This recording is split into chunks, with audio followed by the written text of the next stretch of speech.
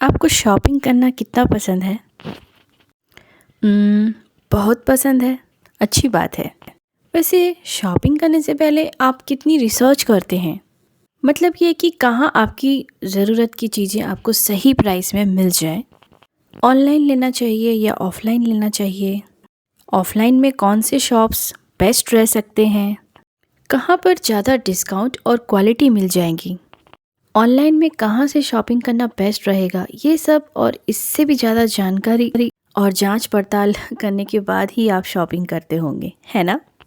जो कि सही भी है, क्योंकि अच्छी क्वालिटी प्रोडक्ट एक बजट फ्रेंडली शॉपिंग में मिल जाए, इसके लिए रिसर्च तो करनी ही चाहिए। तो देखा आपने, सिर्फ शॉपिंग में ही रिसर्च की कितनी ज़्यादा इम्पोर्टेंस होती है। तो फिर असली रिसर्च वर्क में ये कितना ज़्यादा मैटर करता होगा कि हमें सही से रिसर्च करनी आती हो, जिसमें सारे इम्पॉर्टेंट टॉपिक्स और पॉइंट्स कवर हो सके, और वो इतनी अमेजिंग रिसर्च हो कि हम एक अच्छी रिसर्चर भी कहला पाएँ। और हाँ, ये रिसर्च का सिलसिला और इम्पोर्टेंस केवल उन रिसर्चर्स के लिए ही मेजर इशू नहीं होता है जिन्हें प्रीमियम जर्नल्स में अपनी रिसर्च पब्लिश कराने की चाहत होती है, बल्कि ये तो उनके लिए भी उतना ही मेजर पॉइंट होता है जो स्टूडेंट कोई ऐसे लिखना चाहते हो, जो कोई नया आर्टिकल लिखना चाहता हो, या फिर कोई ऐसा एंटरप्रेन्योर जो अपनी बिजनेस सेटअप करने की स्ट्रेटेजी बना रहा हो। यानी रिसर्च जो है वो हर किसी के लिए हर सिचुएशन का बेस्ट आउटकम पाने के लिए एक ज़रूरी फैक्टर है।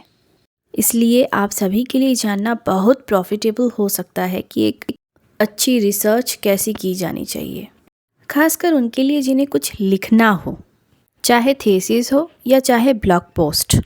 इसलिए आप किन बातों का, किन पॉइंट्स का ध्यान रखकर एक अच्छे रिसर्चर बन सकते हैं और अपने रिसर्च का बेस्ट रिजल्ट पा सकते हैं, ये बताने के लिए ही हमने आज का ये वीडियो बनाया है। तो इसे लास्ट तक ज़रूर देखें, और उसके बाद आप चाहें तो अपनी शॉपिंग की प्रॉपर रिसर्च करके शॉपिंग पर जा सकते हैं।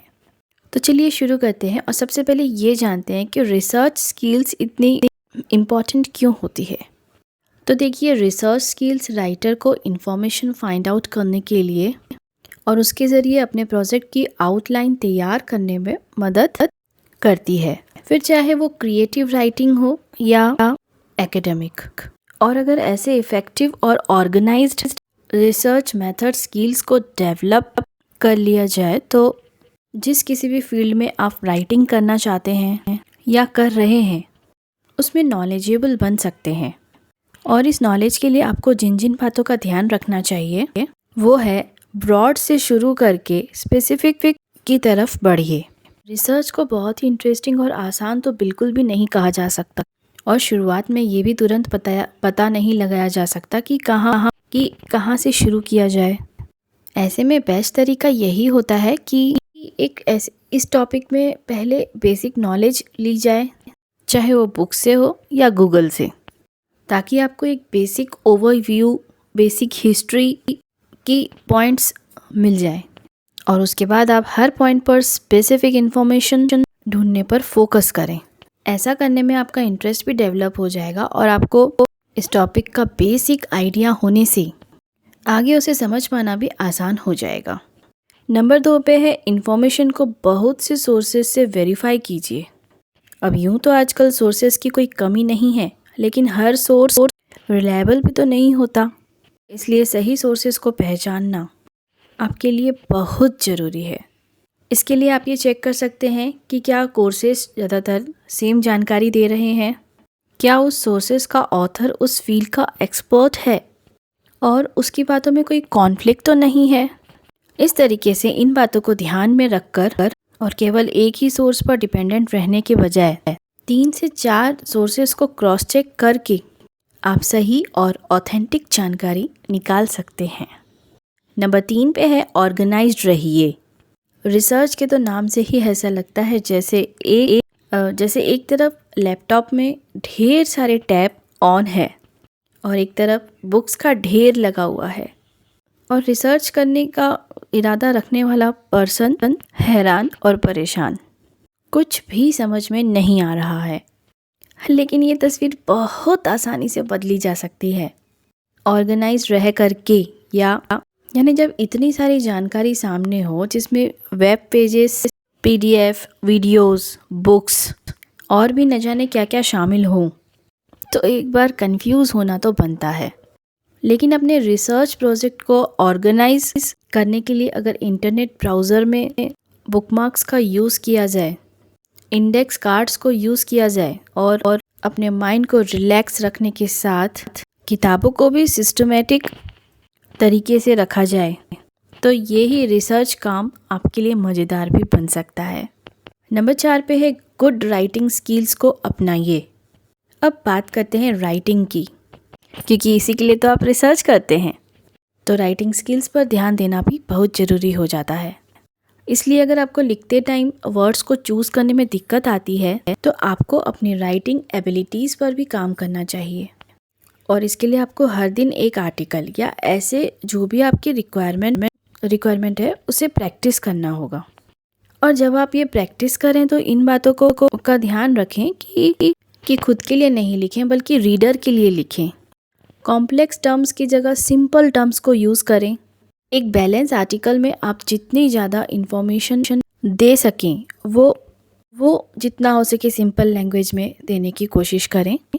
मुझे लगता है ये करना इतना भी मुश्किल नहीं होगा, आपको बस प्रैक्टिस करनी होगी। और हाँ, लर्निंग के लिए तो एक लाइक भी कम पड़ जाती है, यानी लर्निंग हमेशा चलते रहने वाला एक प्रोसेस है। इसलिए चाहे आप इस मैदान के नए नए खिलाड़ी हों या फिर धुरंधर हों, सीखना कभी बंद ना करें। सीखते रहिए ताकि आप ग्रो कर सकें। इससे आपका कॉन्फिडेंस भी बढ़ता रहेगा और आपकी परफॉर्मेंस भी। वैसे भी एक ज़बरदस्त रिसर्चर बनने के लिए एक बेहद ज़रूरी स्किल ये है कि वो हमेशा हर दिन कुछ नया सीखता रहे।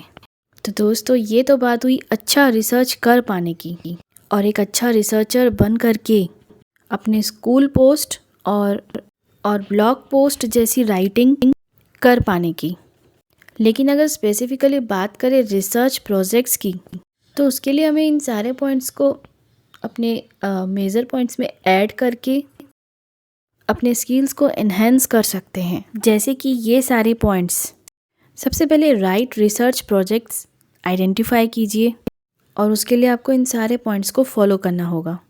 अपने स्किल्स और अवेलेबल रिसोर्सेज को आइडेंटिफाई करना होगा। उसके बाद आपको लोगों के रिक्वायरमेंट्स को पहचानना होगा, यानी ये समझना होगा कि आप किस तरह के प्रोजेक्ट्स को करना पसंद करेंगे, जिसमें फ्लेक्सिबिलिटी की ज़रूरत हो, जिसमें थोड़ा रिस्क हो, या फिर वो कोई ऑर्डिनरी थीम पर बेस्ड प्रोजेक्ट हो।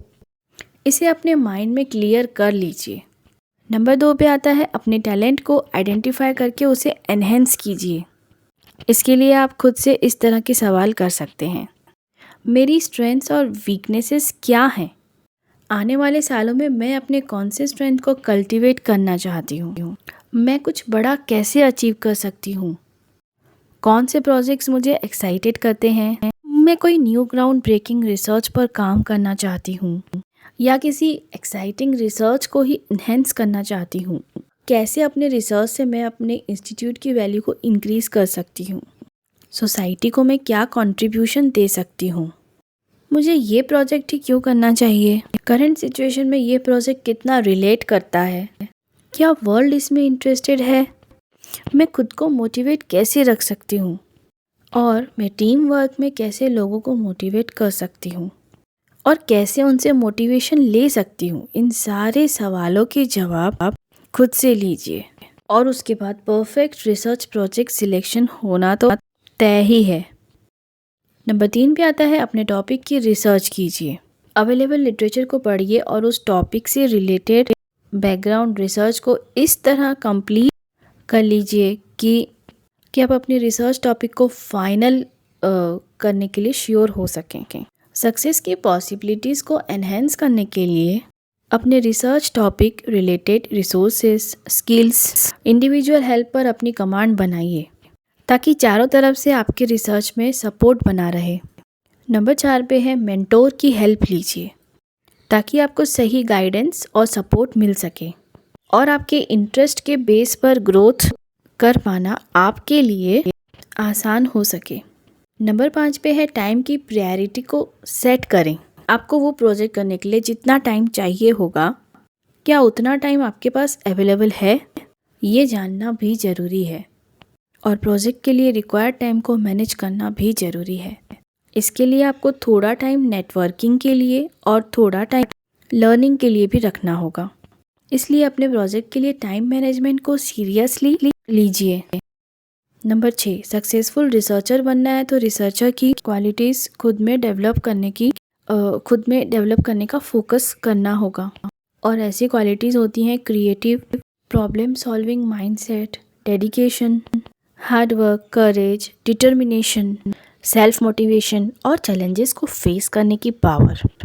और इस तरह से एक जनरल रिसर्च वर्क के लिए ध्यान रखने वाली बातें और एक रिसर्चर के सक्सेस से जुड़ी इम्पोर्टेंट मेजर पॉइंट्स सबके पास आ चुके हैं। इसलिए अब आप आराम से रिसर्च कर सकते हैं और इसी तरह आप एक अच्छे रिसर्चर भी बन सकते हैं, जिसे अपने रिसर्च वर्क में बहुत मज़ा भी आए और जो बहुत एक्साइटेड और एंथुजियास्टिक भी नज़र आए।